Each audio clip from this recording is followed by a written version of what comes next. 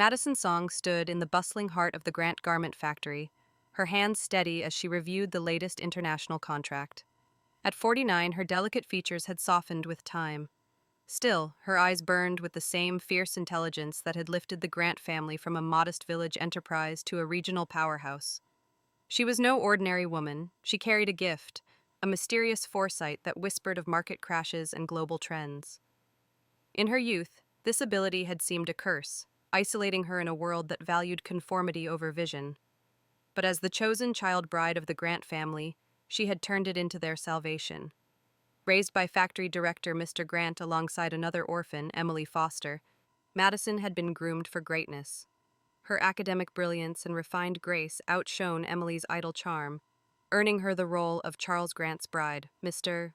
Grant believed she could secure his legacy, and Madison poured her soul into proving him right. She married Charles, a man whose lazy disposition hid beneath a handsome exterior, and took the reins of the family business.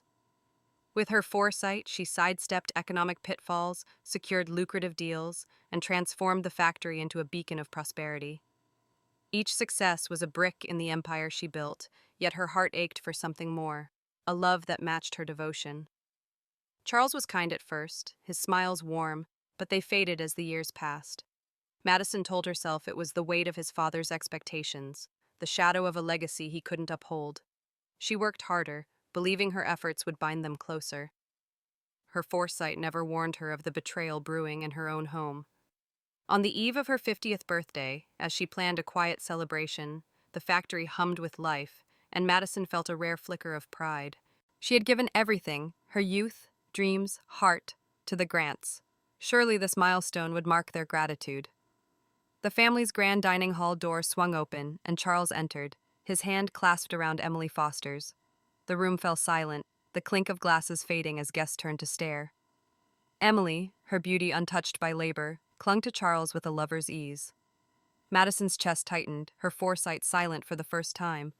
"Madison," Charles said, his voice cold, "I want a divorce." The words sliced through her, each syllable a blade. He stepped closer, and Emily's arm looped through his. "It's because of you," he spat. "Emily and I lost decades because you stood in our way. I've always loved her. You were just convenient." Madison's knees buckled, but she caught herself on the table's edge. The guests' whispers grew louder, a chorus of pity and scandal. She searched Charles's face for a trace of the man she'd married, but found only contempt. "Charles," she whispered, "I built this family. Everything you have is because of me." He laughed a cruel sound that echoed in her bones. Emily's lips curled into a smirk, her eyes glinting with triumph. But the worst was yet to come. Their son, Henry, stepped forward, his 25 years a mirror of Charles's youth. Madison had raised him with care, sacrificing sleepless nights to teach him the business, hoping he'd inherit her vision. "You filthy woman," he hissed, his voice dripping with venom. "You came between them. You should die." The room spun. Madison clutched her chest, her heart pounding as if it might burst. Henry gasped. "I'm your mother." He sneered. "You're nothing. Emily's my birth mother." The truth crashed over her like a tidal wave. Henry wasn't hers. He was Emily's, born of an affair she'd been too blind to see. Her foresight had predicted market shifts, but not this personal ruin. Rage and grief surged, a storm she couldn't contain. Her vision blurred, her breath caught, and a searing pain exploded in her skull. She collapsed, the world fading to black as a cerebral hemorrhage claimed her life. In her final moment, Madison's heart screamed a silent vow. If given another chance, she would never let them break her again. Dramatic appeal. This part plunges the reader into Madison's world, blending her extraordinary foresight with the raw pain of betrayal. The contrast between her tireless dedication and the devastating rejection by Charles, Emily, and Henry creates a gripping emotional arc. Her inner reflections reveal the depth of her sacrifice and isolation, making her death a tragic catalyst that sets the stage for her rebirth with high stakes and a promise of redemption. Madison Song's eyes snapped open, her heart pounding as if still gripped by the agony of her final moments. She lay on a straw mat in the Grant family's modest village home, the air thick with the scent of cedar and morning dew. Her hands, no longer lined with age, were smooth and youthful, trembling as she touched her face. The pain of her cerebral hemorrhage was gone, replaced by a flood of memories, 50 years of sacrifice, betrayal, and a love that had crumbled to dust. She was young again, reborn to the day the Grant family would choose a wife for Charles, their only son. A faint hum stirred in her mind, the same foresight that had guided her in her past life. It was sharper now, whispering of futures yet to unfold. Madison sat up, her breath catching as she recalled a village elder's tale from her childhood. A karmic cycle, rare and sacred, that granted second chances to those wronged by fate. The elder had spoken of souls reborn to right great injustices, their paths guided by divine insight. Was this her purpose, to undo the life that had broken her? The thought ignited a fire in her chest, not of vengeance but of resolve. She would not be the Grant's savior again. This time she would save herself. The door creaked open and Uncle Grant's voice boomed, calling her to the main hall. Madison rose, smoothing her simple cotton dress, her mind racing. She remembered this day, her selection as Charles's bride, the moment that had sealed her fate. But something felt different, a subtle shift in the air. As she stepped into the hall, her eyes locked on Charles, kneeling before his father. His face, once soft with youthful indecision, was taut with determination. "Father," he said, his voice low and fervent, "if it's not Emily, I won't marry anyone else." Madison froze, her foresight humming like a struck bell. Charles's words were not the hesitant pleas of her past life. They carried a weight, a certainty that mirrored her reborn clarity. He remembered, too. The realization hit her like a cold wind. He was reborn, but unlike her, he lacked the gift of foresight. His eyes, fixed on Emily Foster, burned with a love that had destroyed Madison in another life. She watched Emily, delicate and tearful, clutch Charles's arm, her performance as calculated as ever. Madison's stomach churned, not with jealousy, but with pity. Charles was blind to the ruin he was choosing. Uncle Grant's face reddened, his calloused hands slamming the table. "Nonsense," he roared. "The Grant family needs a daughter-in-law who can carry our burdens. Madison is unmatched in character and intellect, cultured, diligent, the only choice. Emily Foster is lazy and barely literate. She'll never set foot in this house while I live." His words, meant to defend Madison, felt like chains. She had accepted this role in her past life, believing it her duty. Now, each syllable grated against her newfound resolve. She didn't want their approval or their burdens. She wanted freedom. Charles remained kneeling, his posture rigid, unyielding. Emily's sobs filled the silence, her tears glistening like pear blossoms in a storm. "Uncle Grant doesn't like me," she whimpered. "I'll leave, Charles. Don't fight your father for me." She turned, her steps faltering, but Charles seized her hand. "I won't lose you again," he vowed, his voice breaking. "Even if it kills me, I'll stay with you." Madison's lips curled into a cold smile. Their drama was a shadow of her past life's pain, a performance she had no interest in joining. Charles's rebirth had changed nothing. He was still the fool who chose Emily over reason. Inside, Madison's heart wrestled with a storm of emotions. Part of her, the girl who had loved Charles, ached at his devotion to another. She remembered their early years, the fleeting moments when his laughter had warmed her. But that girl was gone, buried under decades of betrayal. In her place stood a woman who had died for her loyalty and would not repeat the mistake. Her foresight flickered, showing glimpses of the Grant family's future without her. A factory in ruins, debts piling high, Charles broken and alone. She felt no triumph, only a quiet certainty. Their fate was no longer her burden. "Madison," Uncle Grant said, his tone softening as he turned to her. "You've been like a daughter to me. What do you say to this foolishness?" The room's eyes fixed on her, waiting for her to plead her case, to fight for Charles. In her past life, she bowed her head, accepting her role gracefully. Now, she straightened, her voice steady. She said, "Let Charles have his choice," her words slicing through the tension. "I have no desire to marry him." Gasps rippled through the hall. Emily's tears paused, her eyes narrowing. Charles's head snapped up, confusion clouding his reborn certainty. Madison turned, her steps light as she left the hall. Behind her, Uncle Grant's protests faded, drowned by the hum of her foresight. She didn't need the Grants' approval or Charles's love.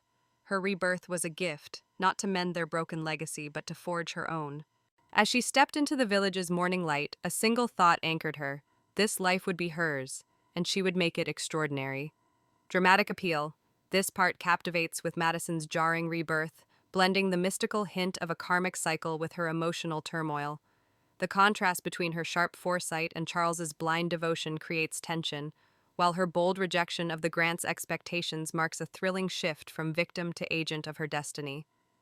Her inner reflections deepen the stakes, making her resolve a beacon of hope and defiance. Madison Song stood at the threshold of the Grant family's hall, the morning sun spilling through the open door, casting her shadow long and resolute. Her words, "I have no desire to marry him," hung in the air like a thunderclap, silencing the murmurs of the gathered family and village elders. Charles Grant, still kneeling, stared at her, his reborn certainty cracking under the weight of her refusal. Emily Foster's tear-streaked face twisted, her delicate facade faltering. Uncle Grant, his weathered hands clenched, looked between Madison and his son, disbelief etched into his features. Madison had stepped forward in her past life, accepting her role as Charles's bride with quiet grace. Now her heart thrummed with a fierce liberation. She would not be bound again. The hall, adorned with faded tapestries and the scent of polished wood, felt smaller than she remembered, its walls no longer a cage but a stage. Her foresight, a steady pulse in her mind, offered no visions of this moment, only a quiet assurance that her choice was right. She had spent decades building the Grant empire, only to be discarded. The memory of Charles's cold words on her 50th birthday, "You were just convenient," burned in her chest. Yet, beneath the anger, a deeper wound lingered. The naive girl who had loved him and believed her devotion could change his heart. That girl was gone, but her ghost stirred, whispering doubts. Could she truly walk away from the family that had raised her? Uncle Grant's voice broke the silence, thick with indignation. "Madison, you're the finest candidate this family could hope for. Your intellect, your discipline, you're the one to carry our legacy forward. Charles, this nonsense ends now." He jabbed a finger at his son, who stubbornly knelt beside Emily. "Emily Foster has no ambition, no skill. She's unfit to bear the Grant name. Madison is our future." His words, meant as praise, felt like a noose to Madison. In her past life, she had embraced them, seeing duty as love.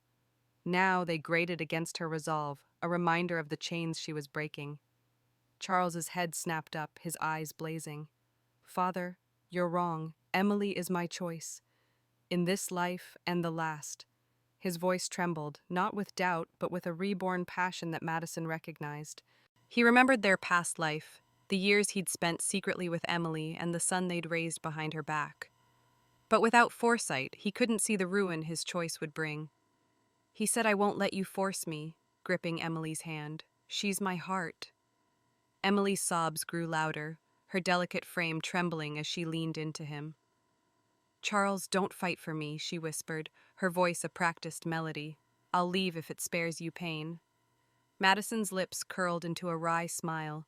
Emily's performance was flawless, a pear-blossom fragility that had fooled her in her past life. Now she saw the calculation beneath, how Emily's eyes flicked to the elders, gauging their sympathy. Madison's foresight didn't need to warn her. She knew Emily's heart, selfish and cunning. The room's attention shifted, some elders nodding at Emily's apparent sacrifice. Madison felt a pang, not of jealousy, but of isolation. The village valued appearances over truth, and she had no interest in playing their game. "Enough," Madison said, her voice clear and sharp, cutting through Emily's theatrics. "Charles, marry Emily if you must. I want no part of this." The hall erupted in gasps, the elders whispering furiously. Charles's face contorted, a mix of shock and something darker, wounded pride, perhaps, that she didn't fight for him. Emily's tears paused, her gaze sharpening like a blade. Madison met it unflinchingly, her heart steady. In her past life, she had pleaded for Charles's love, only to be cast aside. Now she felt only pity for his blindness and a quiet thrill at her defiance. Uncle Grant stepped toward her, his eyes softening with concern. "Madison, you've been my daughter in all but name. I raised you and Emily to secure this family's future. You're the one with the strength, the vision. Don't throw that away over Charles's folly." His sincerity tugged at her, stirring memories of his kindness, teaching her to read, praising her quick mind. He had been her anchor when she arrived, a parentless girl in a strange home. But his vision for her was a gilded cage she could no longer endure. "Uncle Grant," she said gently, "I'm grateful for all you've done, but my future isn't here. I choose my path now." The words felt like a release, a severing of the ties that had bound her. Her foresight hummed, not with visions, but with a sense of rightness. She saw Charles's future without her, a factory crumbling, debts mounting, his love for Emily turning ash. She felt no need to warn him. He had made his choice. Sensing the shift, Emily clung tighter to Charles, her voice rising. "Madison, you're being selfish. You'd abandon the family that raised you." The accusation stung, but Madison only smiled, cold and unshaken. "Selfish?" she said. "I gave you everything once, Emily. This time, I keep my heart for myself." She turned, her steps echoing as she walked toward the door. The elders' murmurs followed, a mix of shock and disapproval, but they meant nothing. Outside, the village sprawled under a bright sky, its dirt paths and thatched roofs a world of possibility. Madison's chest swelled with a strange, fierce joy. Her rebirth wasn't just a second chance, but a rebellion against a past that had crushed her. She would build a life alone, where no betrayal could touch her. As she stepped into the light, a single thought burned bright. She was free, and would rise. Dramatic appeal. This part grips the reader with the escalating tension of Madison's bold defiance, pitting her newfound resolve against the Grant family's expectations and Charles's reborn obsession. Her emotional journey, balancing gratitude for Uncle Grant with the pain of her past life, adds depth, while Emily's manipulative theatrics heighten the conflict. The vivid setting and Madison's final exit into the village's light create a powerful, uplifting climax, promising a thrilling journey ahead. Madison Song stepped into the village's morning light, her heart pounding with the thrill of her defiance. The Grant family's hall lay behind her with its stifling expectations and Charles's reborn folly. Her words, "I choose my path," echoed in her mind, a vow to the girl who had died betrayed in her past life. The dirt path stretched before her, lined with thatched cottages and the chatter of early risers. Her foresight, a gentle hum, offered no clear visions, but a quiet certainty guided her steps. She was free, but freedom demanded a choice that would define her new life. In her past life, Madison had poured her soul into the Grant family, blind to the world beyond their factory. Now her eyes scanned the village, seeking a spark of possibility. At the edge of the Grants' courtyard, a figure leaned against a weathered fence, his tattered clothes hanging loosely on a lean frame. Jason Jiang, the village beggar, clutched a worn book, his gaze distant yet sharp. Madison's breath caught. Her foresight flickered, not with a detailed prophecy, but with a vivid glimpse. Jason, years hence, standing tall in a crisp uniform, his name revered for contributions to the nation. In her past life, she had ignored him, dismissing his poverty. Now she saw a man of untapped greatness, a partner who could match her ambition. The hall's door creaked open behind her, and Uncle Grant's voice called out, heavy with concern. "Madison, wait!"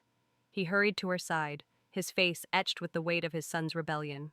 The village elders trailed him, their murmurs a low hum of judgment. Charles and Emily remained in their absence, a silent rejection. "You can't just walk away," Uncle Grant said, his eyes searching hers. "Your family. I've raised you since you were a girl, taught you the business. If Charles won't see reason, I'll find you a worthy match, someone to honor your strength." Madison's heart softened at his words. Uncle Grant had been her anchor, a father in all but name. When she and Emily arrived as child brides, he favored her quick mind, praising her late-night studies while she idled. Yet his offer, though kind, felt like another cage. She had accepted his vision for her in her past life, marrying Charles to secure his legacy. Now she craved a future of her own making. "Uncle Grant," she said, her voice steady but warm, "I'm grateful for everything. You gave me a home, a purpose. But I don't need a match chosen for me. I know who I want." The elders gasped, their whispers rising like a breeze. Uncle Grant's brow furrowed. "Who then? You deserve honor, Madison, not just any man." She turned, her gaze locking on Jason. He stood unaware, his book open, his fingers tracing the pages as if they held his salvation. "Him," she said, pointing to Jason. "I'll marry Jason Jiang." The courtyard fell silent, the elder's shock palpable. Uncle Grant's mouth opened, then closed, his eyes darting to the beggar. "Madison," he said, his voice low. "He's a beggar. You're meant for greatness, not hardship." Madison's chest tightened, not with doubt, but with the weight of her choice. In her past life, she had chased greatness through duty, only to be discarded. Jason, though poor, carried a spark she recognized, a hunger for knowledge, a resilience forged in loss. She remembered whispers of his past. A top student, orphaned when illness claimed his parents, selling all he owned to pay their debts. The village scorned him, but Madison saw what they could not. Though silent on details, her foresight pulsed with conviction. Jason was her equal, a man who would rise with her. Madison, an elder, scoffed. "You'd throw away your future for a pauper?" The others nodded, their disapproval a familiar sting. She had faced their judgment in her past life, smiling through their praise as the Grant bride, only to be vilified when Charles cast her out. Now, their scorn fueled her resolve. "My future," she said, her voice ringing clear, "is mine to choose. Jason is more than you see." She stepped toward him, the crowd parting. Jason looked up, startled, his dark eyes meeting hers. Confusion clouded his gaze, but beneath it lay a quiet strength that stirred her heart. Uncle Grant followed, his voice softening. "Madison, I've seen you as my own. I can't let you suffer. How will he provide for you?" She turned, her smile gentle but firm. "I don't need to provide for it. I need a partner, someone who'll build with me. I trust my choice." Her words carried a finality that silenced him. The elders muttered, but none dared challenge her further. Madison approached Jason, her pulse quickening. He closed his book, standing straighter as if sensing the moment's weight. "Jason Zhang," she said, her voice soft but clear. "Will you marry me?" Jason's eyes widened, his hands tightening on the book. "Madison Song," he said, his voice low. "You don't know what you're asking. I have nothing. No home, no name. You deserve better." His humility, so unlike Charles's arrogance, warmed her. She saw the boy he'd been at the top of their school, now humbled by fate. "I know exactly what I'm asking," she said. "I see you, Jason. Not your poverty, but your potential. Say yes, and we'll forge a future together." The crowd held its breath, the village's rhythm pausing. Jason's gaze searched hers, and for a moment she feared he'd refuse. Then a spark lit his eyes, and he nodded.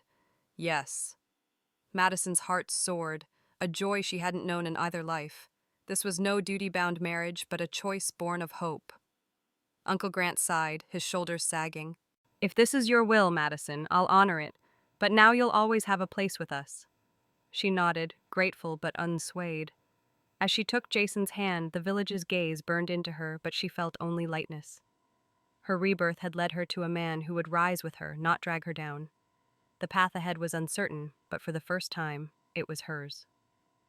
Dramatic appeal.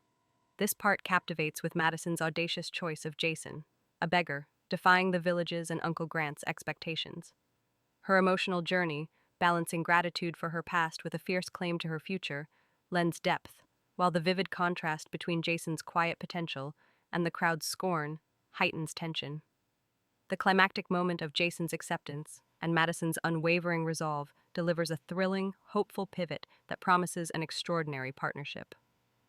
Madison Song led Jason Jiang by the hand, away from the stunned gazes of the village elders and the Grant family's courtyard. The morning sun warmed the dirt path, its golden light a stark contrast to the weight of her choice. She had just declared her intent to marry a beggar, a man the village scorned, yet her heart felt lighter than it had in 2 lifetimes. Jason's calloused fingers, hesitant but firm, grounded her. Her foresight, a quiet hum, offered no detailed visions, only a steady conviction that this man, broken by fate but unbroken in spirit, was her path forward. The thatched cottage at the village's edge, gifted by Uncle Grant as a parting gesture, loomed ahead, its sagging roof symbolizing their new beginning. Inside, the cottage was sparse, its walls patched with mud and straw, the air cool and musty. A rickety table and 2 stools stood in the center, and a clay teapot was their only luxury. Madison released Jason's hand, suddenly aware of the silence between them. He stood by the door, his tattered clothes hanging loosely, his worn book clutched like a shield. His eyes, dark and searching, held a mix of awe and doubt. "Madison," he said, his voice low, "why me? You could have anyone. I'm nothing." The raw honesty in his words pierced her, stirring memories of her past life's loneliness when she'd poured her heart into a family that discarded her. She gestured to the table, pouring tea from the pot. "Sit," she said softly. "Let's talk." Jason hesitated and then complied, his movements careful, as if afraid to disturb the moment. Madison sat across from him, her hands wrapped around the warm clay cup. "You're not nothing, Jason. I see you, the boy who topped our school, who read poetry under the willow tree. I know what happened to you." His gaze dropped, his shoulders tensing. She pressed on, her voice gentle but firm. "Your parents' illness, the debts that took everything. The village calls you a beggar, but I see a man who hasn't given up. That's why I chose you." Jason's fingers tightened on his book, a dog-eared volume of mathematics. "You don't understand," he said, his voice barely above a whisper. "I was that boy, but he's gone. When my parents died, I sold our land and our home to pay for their medicine. It wasn't enough. I failed them, and now I'm this." He gestured to his ragged clothes, his voice cracking. "I have no right to drag you down with me. You're like the sun, Madison. I'm just a shadow." His vulnerability, so unlike Charles's arrogance, tugged at her heart. She had craved such honesty in her past life but found only betrayal. Madison leaned forward, her eyes locking with his. "Jason, I've lived a life where I gave everything to people who didn't deserve it. I was betrayed and cast aside, and I died for it." Her voice trembled, the weight of her past life spilling out. "I'm afraid, too. Afraid of repeating that pain, of trusting again. But when I look at you, I see someone who's fought loss and kept going. You're not a shadow. You're a light, hidden, but intense. I want us to rise together." Her confession hung between them, raw and unguarded. For the first time in this life, she felt truly seen. Jason's eyes widened, his breath catching. You died?" he asked, confusion mingling with concern. Madison hesitated, then nodded. "In a way, yes. I've been given a second chance, and I'm choosing you because I believe in you. Not just for what you were, but for what you can be." She reached across the table, her hand resting near his. "I have a plan. The college entrance exams are in 2 months. We'll study together, get into Watching University, and build a future that's ours. Will you trust me?" The question hung in the air, heavy with possibility. Jason's gaze flickered to the book, then back to her. "I haven't studied in years," he said, his voice wavering. "What if I fail you?" Madison smiled, a warmth spreading through her. "You won't. You were the best student in our school, and that mind is still there. I'll be with you, every step." She slid a stack of books, math, literature, history, from her bag, relics from her time with the Grants. "Start here. We have enough money for 3 months. Let's make it count." Jason's fingers traced the book's covers, a spark igniting in his eyes. "You believe I can do this," he said, more to himself than to her. He looked up, his doubt giving way to determination. "All right, Madison. I'll trust you. Whatever you say, I'm in." The words, resolute but straightforward, sealed their pact. Madison's heart swelled, a joy she hadn't known in either life. This was no duty-bound alliance, but a partnership born of mutual faith. She saw the boy he'd been, reciting equations with pride, and the man he could become, serving a nation. Her foresight, though silent, pulsed with hope. They spent the day cleaning the cottage, sweeping dust and patching leaks, their laughter filling the small space. As dusk fell, Madison lit a single candle, its glow dancing on the walls. Jason sat at the table, already absorbed in a math problem, his brow furrowed in focus. Madison watched him, her chest tight with a new emotion, hope, not for the Grants, but for them. She had died once, crushed by betrayal. Now, with Jason, she was rebuilding not an empire, but a life. The cottage, humble as it was, felt like a sanctuary, a place where 2 broken souls could mend. Outside, the village hummed with gossip, the elders' disapproval a distant echo. Madison cared little. Her rebirth had led her to a man who shared her hunger for more. As she joined Jason at the table, opening her own book, She felt the ghost of her past life fade. Her purpose was not to save others, but to rise with someone who saw her as she was. Together, they would carve a future brighter than any she had known. Dramatic appeal. This part captivates with the intimate, emotional exchange between Madison and Jason, revealing their vulnerabilities and forging a powerful bond. Jason's backstory adds depth, while Madison's confession of her past life's pain grounds her choice in raw honesty. The quiet setting of the cottage contrasts with the high stakes of their ambitions, and their shared resolve to study for the exams delivers a hopeful, inspiring climax that promises a transformative journey. Madison Song jolted awake, her lungs burning as thick smoke filled the thatched cottage. The air was heavy, choked with the acrid scent of burning straw. Beside her, Jason Jong stirred, his coughs sharp in the darkness. The faint crackle of flames grew louder, licking at the walls of their humble sanctuary. Madison's heart raced, her foresight silent but her instincts screaming danger. This was no accident. She grabbed Jason's arm, shaking him fully awake. "Fire! We have to get out!" Her voice cut through the haze, urgent and clear. Jason sprang up, his eyes wide with alarm. Together they stumbled toward the door, the heat pressing against them like a living thing. Madison clutched their bundle of books and papers, her lifeline to their future, while Jason shoved the door open. Cool night air rushed in, and they tumbled onto the grass, coughing and gasping. Behind them, the cottage roared into an inferno, its straw roof collapsing in a shower of sparks. Madison's knees buckled, not from exhaustion but from a searing realization. Someone wanted them dead. Her past life's betrayal flashed before her, Charles and Emily's cruelty, but this was a new, vicious escalation. Jason pulled her to her feet, his grip steady despite the chaos. "Are you hurt?" he asked, his voice hoarse. She shook her head, scanning the shadows.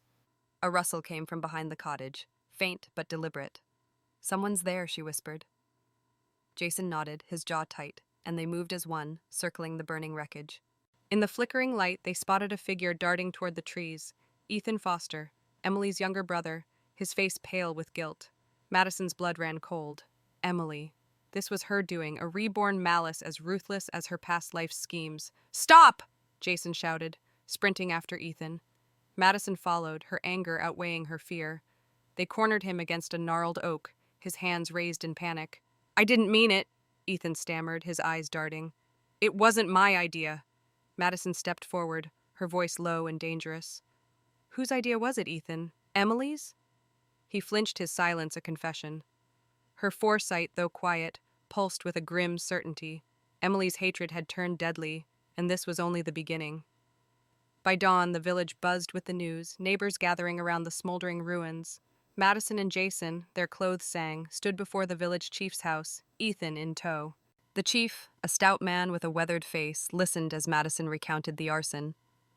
"Ethan set the fire," she said, her voice steady despite the ache in her chest. "He was acting on Emily's orders. This was attempted murder." The crowd murmured, but the chief's expression remained guarded. His ties to Emily's father, a sworn brother, were no secret, and Madison braced for his bias.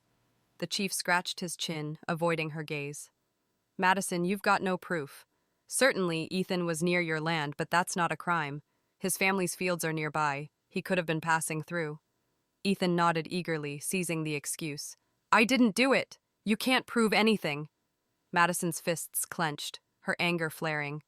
In her past life, she had endured injustice silently, believing her work would speak for her. Now, the chief's dismissal cut deeper, betraying the village she'd once called home. "You're protecting him," she said, her voice sharp. "You know Emily's behind this." The chief's eyes narrowed, but before he could respond, Aunt Linda, a kind neighbor who'd watched Madison grow, stepped forward. "Chief, you're too quick to side with the Fosters. That boy's always been trouble, and Emily's no saint. Madison and Jason are good folk. Don't let your old loyalties blind you." The crowd nodded, their support a small comfort. The chief hesitated, his face reddening. "I'll look into it," he muttered, waving them off. "But without evidence, my hands are tied." Ethan smirked, slipping away, and Madison's heart sank. It seemed justice was as elusive in this life as the last. Alone by the cottage's ashes, Madison sank to the ground, her hands trembling. Singed but intact books lay beside her, a reminder of her dreams. Tears welled, not just for the loss of their home, but for the safety she'd thought she'd found with Jason. Her past life's pain, Charles's betrayal, her son's curses, had taught her to guard her heart, but this attack shook her resolve. What if Emily's hatred followed them forever? What if her choice to rise with Jason endangered him? The questions gnawed at her, a quiet terror she hadn't felt since her death. Jason knelt beside her, his hand gentle on her shoulder. "We're alive," he said, his voice firm. "That's what matters. We'll rebuild." His steadiness anchored her, and she met his eyes, finding strength in their resolve. "Emily won't stop," she said, wiping her tears. "She's like she was before, vicious, calculating. I thought I could ignore her, but she's dangerous." Jason's jaw tightened. "Then we outsmart her. You're not alone this time, Madison. I'm with you." His fierce but straightforward words dissolved her fear, replacing it with a burning determination. Madison stood, brushing ash from her dress. Her foresight offered no clear path, but her mind churned with strategy. Emily's attack had exposed her desperation, a weakness Madison could exploit. She said, "We'll take this to the chief again, but not yet. We need proof, something undeniable." Jason nodded, his eyes alight with the same fire she'd seen in their first talk. "And we keep studying," he added. "The exams are our way out. Let Emily play her games. We'll win by rising above." Madison smiled, her heart steady. This was why she'd chosen him, not just for his potential, but his unyielding spirit. Madison's resolve hardened as they salvaged what they could from the ruins. Emily's fire had meant to destroy them, but only forged them stronger. In her past life, she'd crumbled under betrayal. Now, with Jason by her side, she would fight, not with vengeance, but with cunning and ambition. The cottage was gone, but their dreams remained, and she would protect them at all costs. Dramatic appeal. This part grips the reader with the visceral terror of the arson attack, escalating the stakes as Emily's malice turns deadly. Madison's emotional turmoil, fear of repeating her past life's pain, contrasted with her growing trust in Jason, adds depth, while the chief's bias and the crowd's shifting support create a tense social dynamic. The climactic resolve to outsmart Emily, paired with Jason's steadfast support, delivers a thrilling pivot from victimhood to strategic defiance, promising a fierce battle ahead. Madison Song stood amidst the ashes of the burned cottage, her hands clutching the salvaged books that held her dreams. The morning sun cast long shadows over the village, its quiet hum broken by the approach of hurried footsteps. Jason Jiang, ever vigilant, touched her arm, nodding toward the path. The village chief led a group of strangers in crisp uniforms and their clipboards and measured steps, marking them as outsiders. Madison's heart quickened, not with fear, but with the spark of opportunity. Her foresight, a subtle pulse, whispered of a pivotal moment, though its details remained veiled. After Emily's arson, she vowed to outsmart her rival, and this could be her chance. The chief, his face a mix of excitement and unease, stopped before them. "Madison, Jason," he said, his voice gruffer than usual. "These are surveyors from the province. They're acquiring land. Yours, where the cottage stood." A surveyor, a wiry man with sharp eyes, stepped forward. "The site hides a Tang Dynasty tomb. We're offering 100,000 yuan in compensation." The sum echoed in Madison's mind, a fortune in a village where families scraped by on fractions of that. Her past life's wealth, built for the grants, had never been hers to keep. Now this money could secure her and Jason's future. Before she could respond, a familiar voice cut through the crowd. "That land's mine!" Emily Foster pushed forward, Charles Grant at her side, her delicate features twisted with smug confidence. She waved a set of documents, their edges crisp and official-looking. "Here's the deed and certificate. The compensation belongs to the Grant family." The crowd gasped, eyes darting between Emily and Madison. The chief's brow furrowed, his earlier dismissal of the arson accusation hanging heavy. Madison's stomach churned, not with surprise, but with a cold recognition. Emily's reborn malice was relentless, and her greed now targeted the land Madison had rightfully claimed. In her past life, Madison had faced such deceit silently, trusting her work to prove her worth. The memory of Charles and Emily's betrayal, claiming her son, her legacy, stirred a quiet ache. She had lost everything then, but not now. Though silent on specifics, her foresight guided her to safeguard the original deed hidden among her books. She met Emily's gaze, her voice steady. Those documents are fake, Emily. The land is mine, and I have proof. The crowd hushed, sensing a showdown. Jason squeezed her hand, his silent support a bulwark against the village's scrutiny. Emily's smile faltered, but she pressed on, her tone mocking. Proof? You're a beggar's wife now, Madison. Who'd believe you over the grants? Charles nodded, his reborn arrogance undimmed. The land's always been ours. Hand it over, or we'll take it by force. The veiled but explicit threat ignited a spark of fury in Madison. She had died once, crushed by their lies. This time she would fight, not with fists, but with cunning. She reached into her bundle, producing the authentic deed and certificate, their faded stamps unmistakable. Check these, she said, handing them to the surveyor.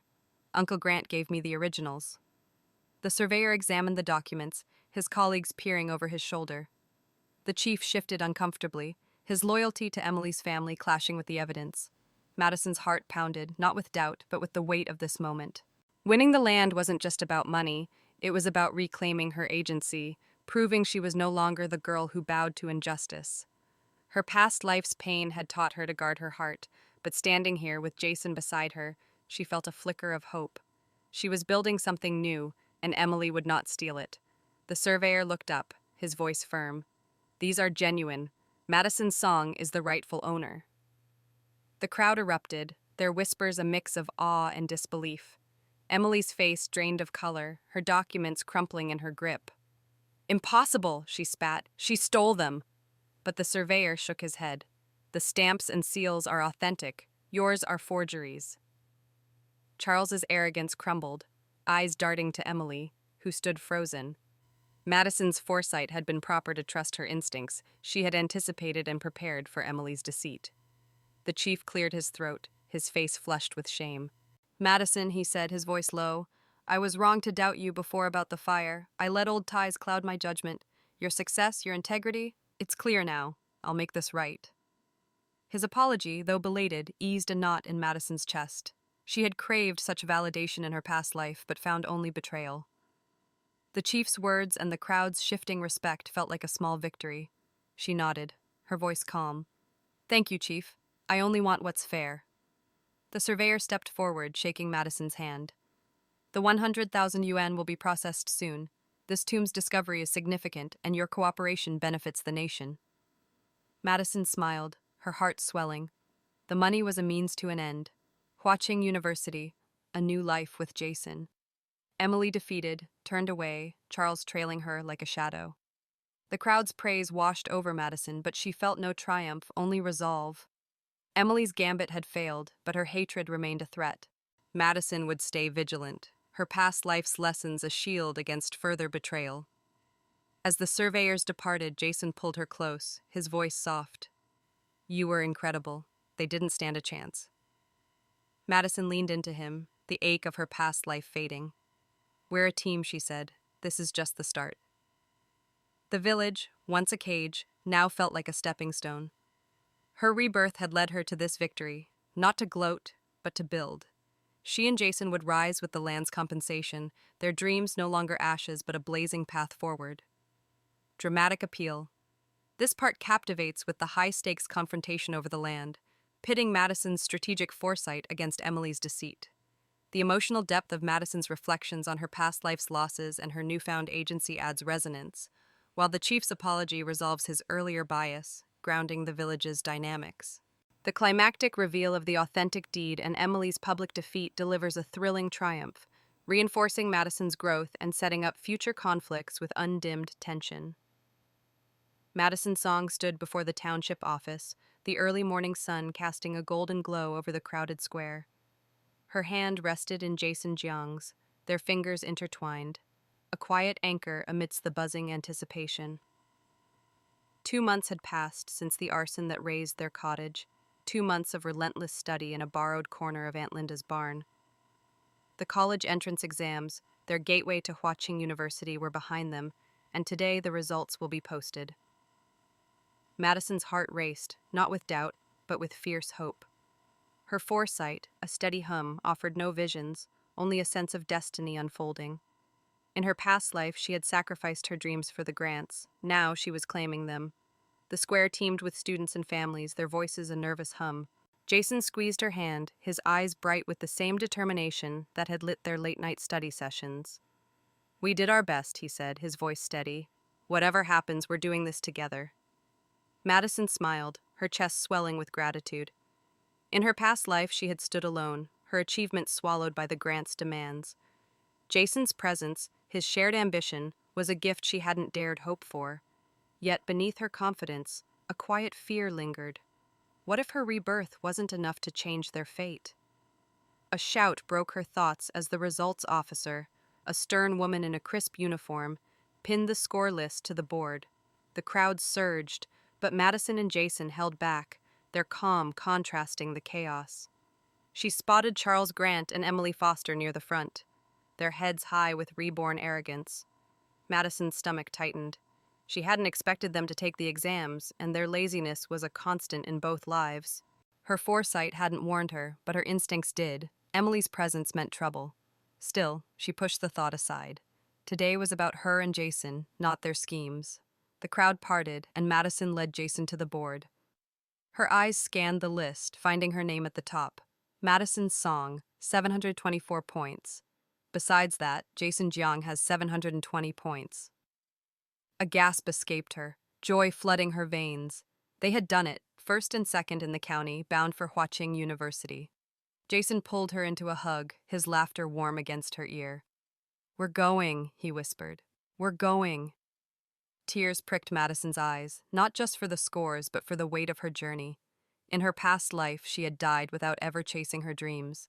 Now, standing in Jason's arms, she felt whole, her rebirth's purpose crystallized.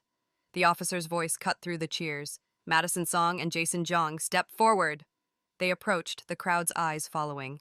"Congratulations," the officer said, her stern face softening. "You're the only two from our county admitted to Huaqing. The county awards each of you 5,000 yuan and full tuition for 4 years. Study hard and serve the nation." Madison's throat tightened, gratitude mingling with pride. This was more than a scholarship, it was a lifeline, freeing them from the leaking barn from the village's judgment. She glanced at Jason, his eyes glistening, and knew he felt it too. Before they could follow the officer to register, Charles shoved through the crowd, Emily at his heels. "There's a mistake," he barked, his face flushed. "Our names, mine and Emily's, aren't on the list. We were Huaqing's top candidates." His voice, loud with reborn certainty, drew curious glances. Madison's heart sank, not with fear, but with pity. Charles's blindness, unchanged from her past life, led him to ruin. Emily crossed her arms, her delicate features twisted. "Check again," she demanded. "This list is wrong." The officer's expression hardened as she scanned a second sheet, her voice cold. "No mistake. Charles Grant, Emily Foster, you were caught cheating. They are the only two in the province. Your scores are voided, and every subject has 0. The crowd gasped, whispers rippling like wildfire. Charles's face turned ashen, his arrogance crumbling. "That's impossible," he shouted. "I took the exam fairly." Emily's voice rose shrill. "Madison bribed you, didn't she? My father-in-law's a millionaire. You'll regret this." The officer's eyes narrowed. "Slander a government official and you'll face prison. Your cheating shamed the nation. Be grateful you're not arrested." The crowd's mood shifted, students glaring at Charles and Emily. "Cheaters!" one called. "You disgrace us all." Madison stood silent, her heart a mix of relief and sorrow. She had fought for Charles's approval in her past life, only to be betrayed. Now, his downfall was his own making. She felt no joy, only a quiet resolve to leave his chaos behind. Jason leaned close, his voice soft. "Let them fall. We're rising." She nodded, squeezing his hand, her focus returning to their victory. As they followed the officer to register, Madison's thoughts turned inward. The exams were more than a test, they were a reclamation of the dreams she'd buried in her past life. Each late night, each solved equation had been a step toward this moment. Her rebirth had given her a chance, but her and Jason's efforts had made it real. Once a place of judgment, the village square now felt like a launchpad. Emily's schemes, Charles's failures, they were shadows, fading as she stepped into her light. The officer handed them forms, her voice brisk. "Sign here. Your future starts now." Madison's pen moved her signature a vow. She glanced at Jason, his face alight with pride, and felt a surge of love. not the duty-bound love of her past, but a partnership forged in shared struggle. They had survived fire, deceit, and doubt. Hua Qing was their reward, a path to a life where no betrayal could touch them. As they left the office, the crowd's cheers followed, but Madison's heart was already soaring, bound for a future she had earned. Dramatic appeal. This part captivates with the exhilarating reveal of Madison and Jason's exam success, contrasting their hard-earned triumph with Charles and Emily's humiliating exposure as cheaters. Madison's emotional journey, reclaiming her dreams while grappling with echoes of her past life's pain, adds depth, grounding the victory in personal growth. The public confrontation and the crowd's shifting allegiance heighten tension, while the final moment of signing for Hua Qing delivers a powerful, uplifting climax, promising a bright future. Madison Song walked through the village, the weight of her Hua Qing University acceptance still a warm glow in her chest. Once a reminder of her past life's confinement, the dirt paths now felt like a bridge to her future. Jason Jiang strode beside her, his quiet strength a steady presence. The news of their exam triumph had spread, and villagers nodded in respect, starkly contrasting the scorn they'd faced months ago. Yet Madison's foresight, a faint hum, stirred uneasily, warning of a storm yet to break. Emily Foster's silence since the land dispute felt too deliberate, her reborn malice a shadow lurking just out of sight. The village square buzzed with somber activity as they approached. A crowd gathered outside the Grant family's home, their faces etched with shock. Aunt Linda, her eyes red, hurried toward them. "Madison, Jason, it's Mr. Grant, he's dead." Madison froze, her breath catching.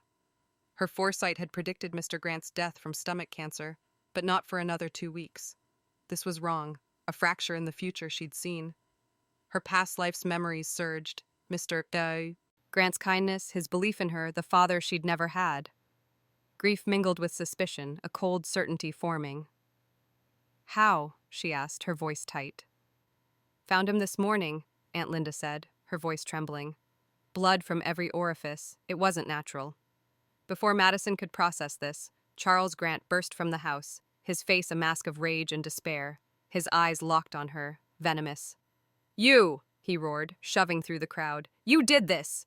He thrust a silver hair clip at her, its familiar curve glinting in the sunlight. "I found this under his pillow. It's yours, Madison. You poisoned him." The accusation hit like a blow, and the crowd's gasps a chorus of doubt. Madison's heart pounded, not with guilt, but with recognition. The clip was hers, stolen by Emily in her past life and never returned.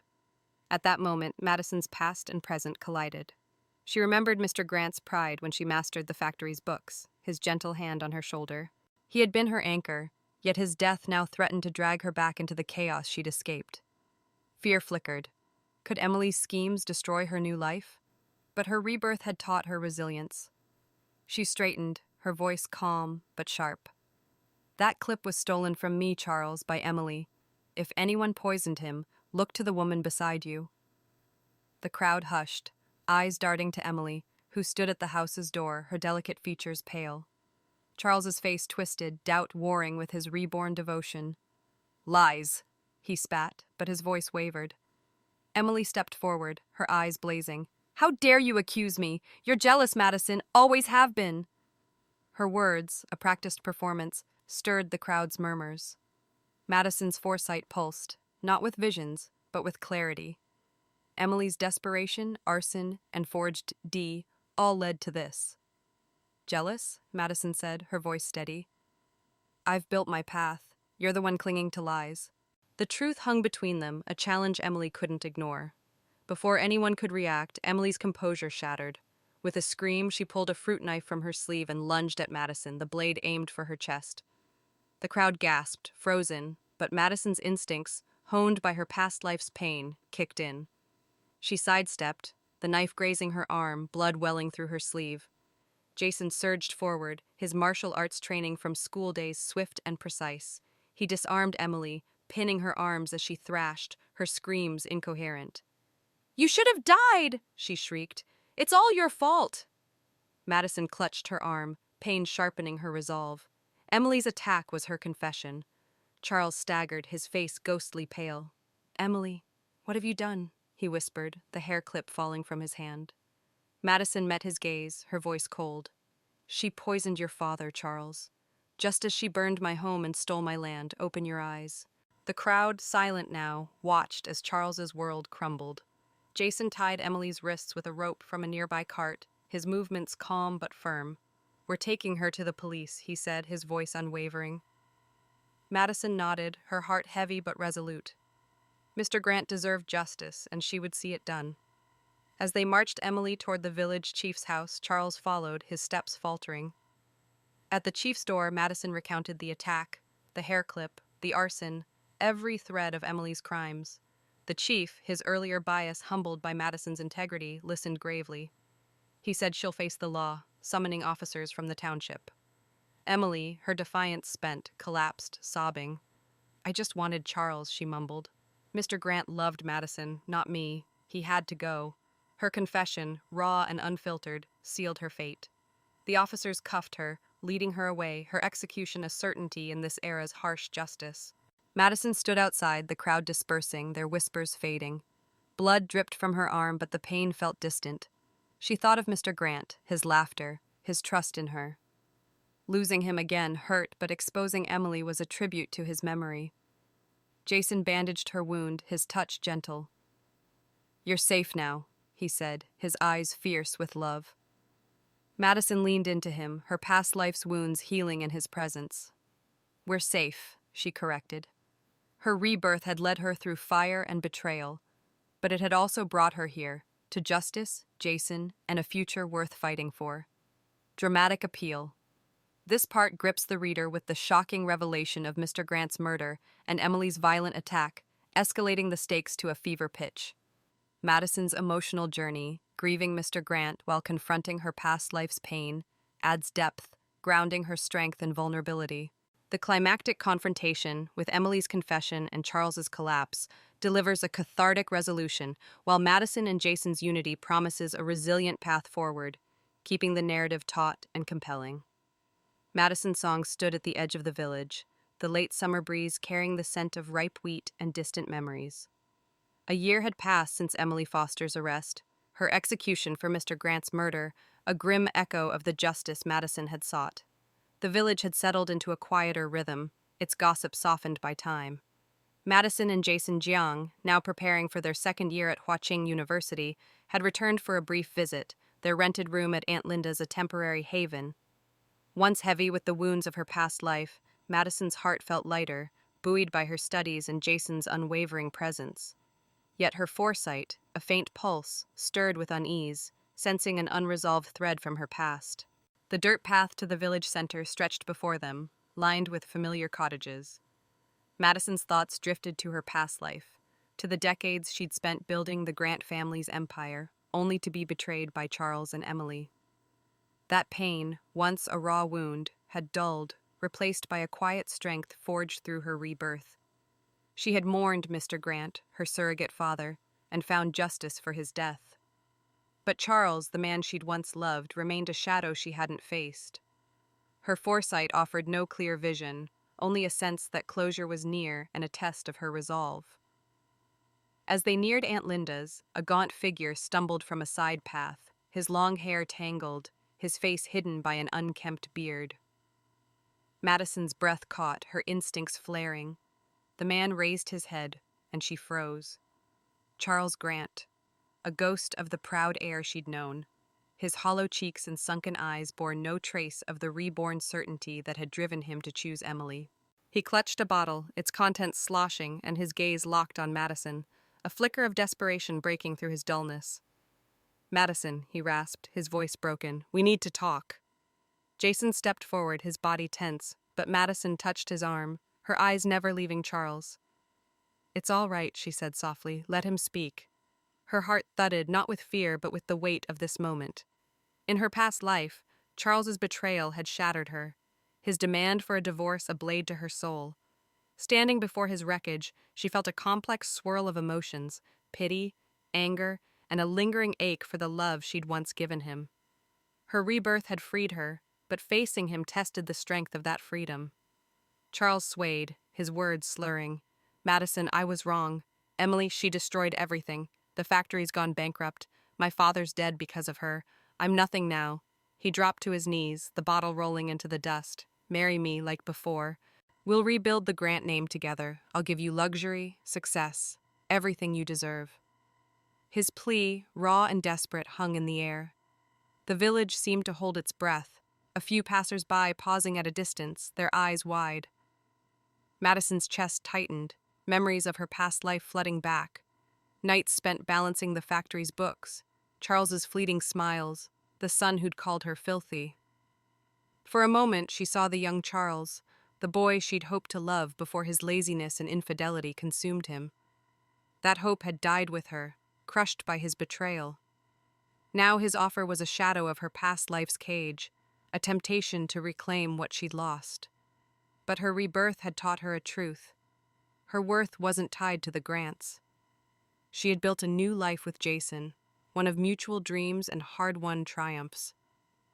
Charles's promise of luxury was hollow compared to the love she'd found. "Charles," she said, her voice steady but laced with sorrow, "you made your choice. Twice. I owe you nothing." Charles's face crumpled, his hands clawing at the dirt. "We were together for decades," he cried. "You loved me. How can you throw that away?" The accusation stung, stirring the ghost of her past self, who had poured her heart into a marriage that betrayed her. Madison stepped closer, her gaze unflinching. "You threw it away, Charles. You chose Emily in both lives. I gave you everything, my youth, my dreams, and you repaid me with lies. I died because of you. Now I'm living for myself." Her calm but piercing words were a release, severing the last ties to her past. Jason's hand found hers, his warmth a reminder of her new path. Charles lunged, grabbing her wrist, his grip weak but desperate. "No, you're mine, Madison. We can fix this." Jason moved to intervene, but Madison shook her head, gently prying Charles's hand away. "I'm not yours," she said, her voice final. "I'm Jason's wife, and I'm my own. Go home, Charles. Find your redemption." She turned, leading Jason away, her heart heavy but unburdened. Charles's sobs faded behind them, a broken echo of a man undone by his choices. Later, at Aunt Linda's, Madison learned the rest. Charles, consumed by grief and guilt after Emily's execution, had drowned himself in drink. The factory, neglected, had collapsed under debts. One night, drunk and stumbling, he'd fallen into a ditch and was found brain-dead by a villager. The news stirred no joy, only a quiet sadness. Madison had tied her fate to his in her past life, believing love meant sacrifice. Now she saw his ruin as a mirror of her escape, a life saved by choosing herself. As she and Jason packed for Huaqing, Madison stood by the window, the village sprawling below. Her rebirth had brought her here, through betrayal and fire, to a moment of closure. Charles's plea had been her final test, and she had passed, not with vengeance, but with compassion and resolve. Her past life's pain was a scar, not a chain. With Jason's hand in hers, she stepped toward the future, ready to rise higher than her past could ever hold. Dramatic appeal. This part captivates with the raw, emotional confrontation between Madison and a broken Charles, his desperate plea clashing with her resolute rejection. Madison's inner struggle, pity for Charles tempered by the pain of her past life, adds depth, grounding her strength in vulnerability. The vivid contrast between Charles's ruin and Madison's empowerment, culminating in her compassionate yet firm farewell, delivers a poignant climax, closing his arc while affirming her growth and new life with Jason. Madison Song sat at Aunt Linda's worn kitchen table, the late summer light filtering through the window, casting a soft glow on the papers before her. The village, quiet after Charles Grant's tragic end, hummed with the rhythm of harvest. Beside her, Jason Jong pored over a town map, his brow furrowed in thought. Their second year at Huaqing University loomed, but Madison's mind was on the opportunity sparked by a chance conversation with the village chief. The Grant family's garment factory, bankrupt and abandoned, was up for sale, a relic of her past life's labor, now a chance to build something new. Her foresight, a gentle pulse, offered no clear visions, but a steady conviction urged her forward. The chief's words echoed. The factory's just an empty shell, registered to the brigade. No one stepped up to take it. Madison's heart raced at the news, not with nostalgia but with purpose. In her past life, she had poured her soul into that factory, using her foresight to steer it through crises, only to see Charles and Emily claim her legacy. Its collapse under Charles's neglect had been a bitter end to her efforts. Now, the chance to reclaim it, not for the Grants but for herself and the village, felt like a gift from her rebirth. Yet, doubt lingered. Could she balance university and this venture? Could she face the echoes of her past? Jason looked up, his eyes meeting hers. "You're thinking about the factory," he said, his voice warm but probing. Madison nodded, her fingers tracing the edge of a ledger. "It's more than a building," she admitted. "It's where I became who I was, strong and capable. But it's also where I lost myself, taking it on. It's daunting. Her past life's pain, nights spent alone, balancing books while Charles strayed, resurfaced a quiet ache. Jason reached for her hand, his touch grounding. "You're not alone this time," he said. "We'll do this together, like the exams, like everything." His unshakable faith dissolved her doubt, igniting a spark of ambition. They met the chief the next day, his office cluttered with faded maps and tea-stained cups. "Do you want the factory?" he asked, his eyebrows rising. "It's yours for 2,000 yuan, but it's a husk, machines rusted, workers gone." Madison smiled, her resolve firm. "We'll make it work." The chief, humbled by her past victories, agreed, offering to act as interim manager while they studied. His support, a far cry from his earlier bias, warmed her. She and Jason pooled their exam scholarships and the land compensation, signing the deed with steady hands. The factory was theirs, a canvas for their dreams. Madison's past life had taught her the garment trade, supply chains, market trends, and design. She saw an opportunity in the nation's growing appetite for fashion, fueled by recent reforms. Back at the factory, its cavernous halls silent, she walked the dusty floors, memories of her past life vivid, the hum of sewing machines, her late-night calculations. The pain of Charles's betrayal lingered, but so did her pride in what she'd built. "We'll start small," she told Jason, sketching plans. "New designs for urban markets are affordable but stylish. We'll train local women and give them skills and jobs." Her vision, rooted in her past expertise, felt like a tribute to the woman she'd been. They began with a dozen workers, primarily women from struggling families, their hands eager but unskilled. Drawing on her past life's knowledge, Madison taught them to cut patterns and operate machines she'd repaired with village help. She introduced a bold line of dresses, blending traditional embroidery with modern cuts. A gamble paid off when a city merchant placed a bulk order. "These are fresh and unique," he said, impressed. Madison's heart swelled, not just for the sale, but for the women's pride. Mothers and daughters who now earned wages, their futures brighter. Her past life's isolation, serving only the Grants, faded against this shared success. Balancing Huaqing's demands was grueling. Madison and Jason studied by lamplight, mailing instructions to the chief, who proved a capable manager despite his past snobbery. By spring, the factory hummed with 50 workers, its output doubling. Madison designed a signature jacket, its sleek lines catching the eye of a regional distributor. The deal, sealed over tea in a bustling city market, pushed the factory toward profitability. Each milestone healed a piece of her past life's wounds, replacing betrayal with purpose. She wasn't just rebuilding a business, she was changing lives, her own included. One evening, as she reviewed orders, Madison paused, her thoughts turning inward. Taking the factory had been a risk, a leap into the shadows of her past. She had feared it would tether her to old pain, but instead it had freed her. Leading these women and seeing their confidence grow mirrored her journey from victim to victor. Her rebirth had given her a chance, but her choices, trusting Jason and embracing her skills, had shaped this triumph. She thought of Mr. Grant and his belief in her and felt he'd be proud. This factory, reborn like her, was her legacy, not his son's. Jason joined her, his smile tired but bright. "We're doing it," he said, nodding at the bustling workshop. "You're making a difference, Madison." She leaned into him, her heart full. "We're making a difference," she corrected. The factory's success was theirs, a testament to their partnership. Her past life's pain, once a heavy chain, was now a distant echo. As the sun set, casting the factory in a golden glow, Madison felt a profound peace. Her rebirth had led her here to a purpose greater than herself, a foundation for a future that would outshine her past. Dramatic appeal. This part captivates with Madison's bold reclamation of the factory, transforming a symbol of her past life's pain into a beacon of hope. Her emotional journey, overcoming doubt and finding fulfillment in empowering others, adds depth, grounding her leadership in personal growth. The vivid details of the factory's revival, from training workers to securing deals, make her success tangible. At the same time, she and Jason's partnership delivers a heartwarming climax, affirming their shared vision and setting the stage for a lasting legacy. Madison Song stood at the gates of Hwa-Ching University, the spring breeze carrying the scent of cherry blossoms and new beginnings. 3 years had passed since she and Jason Jiang arrived, and their exam scholarships and land compensation were a lifeline to this prestigious institution. Now, as seniors, they stood on the cusp of graduation, their lives transformed by knowledge and purpose. Inspired by Mr. Grant's early lessons, Madison's fashion design major had blossomed into a passion for creating beauty that empowered others. Jason, pursuing missile engineering, dreamed of serving the nation.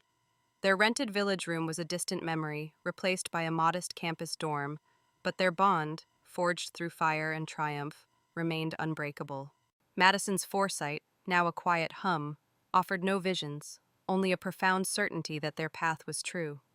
The campus buzzed with students, their laughter contrasting the weight of Madison's reflections. Her past life, a tapestry of sacrifice and betrayal, felt like a fated dream. She had died at 50, crushed by Charles and Emily's treachery, her dreams buried under the Grant family's demands. Her rebirth had been a chance to rewrite that story, and she had seized it, not with vengeance, but with love and ambition. Yet, as graduation neared, a quiet question lingered. Had she done enough to honor her second chance? The factory, thriving under her and the chief's management, was a start, but she yearned to leave a mark that echoed beyond herself. A letter from Jason, sent from his internship in the Northwest, rested in her bag, its words a beacon. "In this era, we rise together," he'd written, his love a steady flame across the miles. Madison clutched the letter, her heart aching with pride and longing. Their separation, a necessity of his fieldwork, tested her, stirring echoes of her past life's loneliness. But Jason's letters, filled with sketches of rockets and promises of their future, reminded her of their shared vision. She had chosen him not just for his potential, but for his heart. That choice had reshaped her world. Back in the village, the factory had become a cornerstone of hope. Madison's designs, vibrant dresses and tailored jackets blending tradition with modernity, had captured urban markets, turning the once bankrupt shell into a regional powerhouse. She had expanded training programs employing over 100 women, many from impoverished families.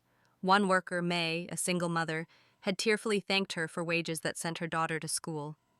"You gave us dignity," May said, her words etching into Madison's soul. These women, like Madison, had faced hardship, and empowering them healed the scars of her past life's isolation. The factory's public listing last year, a milestone she'd overseen during breaks, had funded a village scholarship, ensuring others could chase dreams as she had. Returning to the village for a pre-graduation visit, Madison walked the factory's bustling floors, the hum of sewing machines a symphony of progress. The chief, now a trusted ally, greeted her with a grin. "You've changed this place, Madison. Half the village works here now." She smiled, her heart swelling. In her past life, she'd built wealth for the Grants, never seeing its impact on others. Now each worker's smile, each child's school bag, was a piece of their legacy. Yet the weight of her past lingered, a fear that her success might fade as it had before. She pushed it aside, focusing on May's daughter, who shyly showed her a drawing of a dress. The girl said, "I want to be like you," and Madison's doubts dissolved. This was why she'd fought. At the village chief's home, over steaming tea, Madison and Jason reunited, his internship complete. His face, tanned from the northwest sun, lit up as he pulled her into a hug. "I missed you," he murmured, his voice thick. Madison clung to him, the ache of their months apart easing. Over tea, the chief shared news. The factory's profits had funded a new school wing named for Madison. Tears pricked her eyes, not just for the honor, but for the realization that her work had outgrown her past life's limits. "We did this," she told Jason, her voice soft. "Not just me, you, the workers, the village." He squeezed her hand, his pride mirroring hers. Later, by the village stream, Madison and Jason sat under a willow, the letter from his Northwest days opened between them. "You wrote about rising together," she said, her voice reflective. "I was afraid, Jason, afraid I'd lose this like I lost everything before. But you, the factory, these people, you've shown me what my rebirth was for." Her past life's pain, once a heavy chain, was now a distant scar, its lessons shaping her strength. Jason's eyes softened. "You're my greatest blessing, Madison. Not Huaching, not the factory, you. We'll keep building together." His words, simple but profound, sealed their shared purpose. As they walked back, the village glowed under the setting sun, its cottages and fields a canvas of their impact.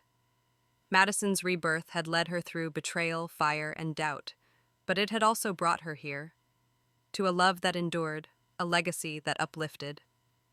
Her fashion designs now reached cities, her workers thrived, and Jason's engineering dreams promised a brighter nation. She thought of Mr. Grant, his belief in her, and felt he'd smile at this. Her past life had been a lesson. This life was her masterpiece. Graduation awaited a new chapter, but Madison carried the village in her heart. With Jason's hand in hers, she stepped toward the future, not as the girl who died, but as the woman who rose, her legacy of love, a light for all who followed. Dramatic appeal. This part captivates with a heartfelt epilogue, weaving Madison and Jason's triumphs with the factory's transformative impact. Madison's emotional reflections, overcoming past fears to embrace her purpose, add depth, grounding the narrative in growth and fulfillment. The vivid details of the factory's success and the village's gratitude create a tangible legacy. At the same time, the tender reunion with Jason delivers an uplifting climax, tying their love to a broader societal good for a resonant, inspiring close.